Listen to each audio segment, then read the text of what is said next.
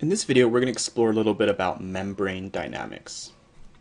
So we know that in our fluid mosaic model of our cell, everything in the cell membrane moves around. So our cholesterol moves around, and our phospholipids move around, and our proteins all move around. But in this video, we're actually going to focus in on our phospholipids.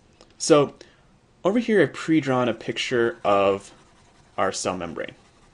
And you notice that these phospholipids are really tightly packed together. So how do these lipids, these phospholipids, actually move in our cell membrane? Well, before we get into answering that question, we're just going to quickly label our cell membrane. So out here we have our extracellular. This is the outside of our cell. And in here we have our intracellular, or the inside of the cell. And there's an important distinction that we have to make between intra and intercellular.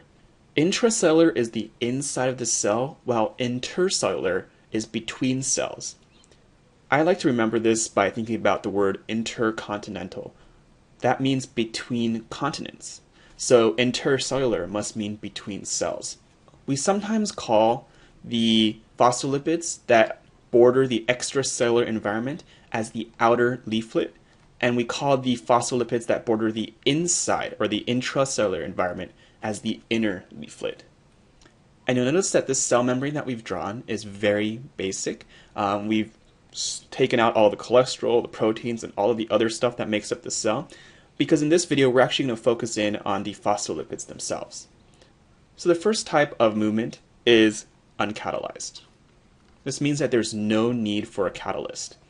So one type is we can actually have a phospholipid on the outer leaflet move onto the inner leaflet, or we can have it in reverse. We can have something on the inner leaflet move to the outer leaflet.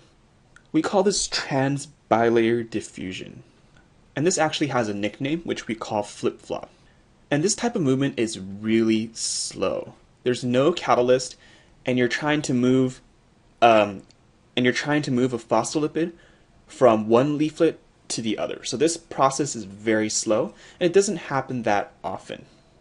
Now there's another type of movement where we can have a phospholipid like this actually move side to side. And this is what we call lateral diffusion. And just to give a bird's eye view of what this actually looks like, if we actually have the head of our phospholipid, the movement is not just from side to side, but it goes all around the cell membrane. So if we were to look at this from the top, this phospholipid can move in any direction. This is what we call lateral diffusion. And since we're not actually switching between leaflets in this type of movement, this is actually pretty fast. And it happens a lot in our cell membrane. So if we have uncatalyzed movement, naturally we will have catalyzed movement. And since this movement is catalyzed, we're going to need a catalyst. And in this case, our catalyst will be a protein. The first one we're going to talk about is we can have something on the outer leaflet, like this, actually flip to the inside, kind of like our bilayer diffusion. But this time, it's aided by a protein, a catalyst. And not only so, this process actually uses ATP, which we call adenosine triphosphate. Just to remind us, ATP breaks down into adenosine diphosphate, ADP, with a phosphorus. And this provides energy for this reaction to happen. This catalyst that we use, or this protein, is actually called flipase.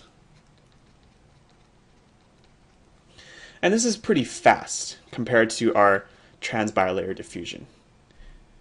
And the next one we have, again, also uses a catalyst. So we have another protein.